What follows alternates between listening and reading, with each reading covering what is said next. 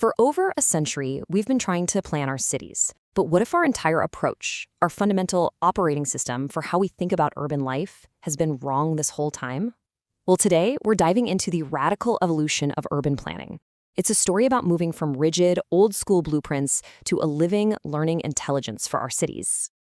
And this single idea from urban theorist Michael Batty is really at the heart of everything. For decades, planners treated cities like these giant, predictable machines. But as we're about to see, they're so much more complex, way more surprising, and honestly, much more alive.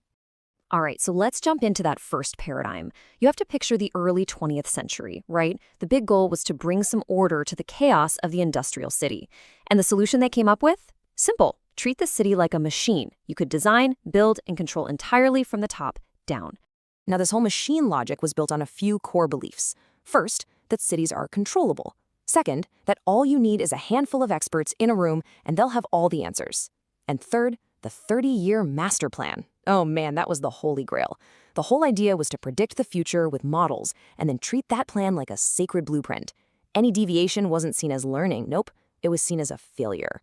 So here's the fundamental problem. Cities have a mind of their own. They just don't follow the blueprints. They grow and they change in ways no one can ever fully predict. That whole machine metaphor was just fundamentally broken because it could never account for the beautiful, messy complexity of millions of people making their own choices every single day. So by the 2000s, it was crystal clear that the old OS was obsolete. It was time for an upgrade. And that's what we got: strategic spatial planning. This was a huge move away from trying to control everything and toward focusing on the big picture instead. So instead of a giant, all-encompassing master plan, this approach was all about being more selective and way more collaborative. It was less about a rigid set of rules and more about creating a shared vision for the future of a place, actually bringing people to the table. And this new approach was built around three simple but really powerful questions that were a huge leap forward. First, a diagnosis. Where are we now? Then, a vision. Where do we want to go? And finally, a strategy. Okay, how do we actually get there? It seems so obvious now, but at the time, this was a revolutionary shift in thinking. But here's the crucial point. Even with this smarter, more flexible approach, plans were still failing. So why? Well, planners are beginning to realize that cities weren't just complicated systems, they were complex adaptive systems. And that, my friends, is a whole different ballgame. A key reason for this is a concept called emergence. Think about your favorite bustling market or that really cool arts district in your city. Chances are no single planner designed it that way from the top down. It emerged from the bottom up, from thousands of individual decisions. You just can't command that kind of thing into existence. Then you've got this wild idea called nonlinearity. This is where cause and effect in a city just aren't proportional. You could build a massive new highway, only to find it somehow makes traffic even worse. That's a classic case of induced demand. Or, on the flip side, a tiny intervention, like a little pop-up park, could totally transform an entire neighborhood. And that brings us to feedback loops. These can be really good, or they can be vicious cycles. That traffic example is perfect. You improve a road, which attracts more cars, which creates more congestion, which then leads to calls for, you guessed it, more improvements. You get stuck in a loop, just treating the symptom, never actually fixing the underlying problem. And all of this illustrates perfectly why we needed another, even more profound upgrade. This brings us to the new paradigm, Urban Informatics. It's an approach that finally embraces the city for what it actually is, a complex, adaptive, learning organism. So this is the third major OS for the city. We went from the predictable machine to the complex but kind of manageable system, and now to something entirely new, a complex, adaptive system that we have to learn from, not just command. This table here really brings the whole evolution into focus. Just look at the shift in how we even conceive of the city, from a predictable machine all the way over to a complex adaptive system. And check out the output.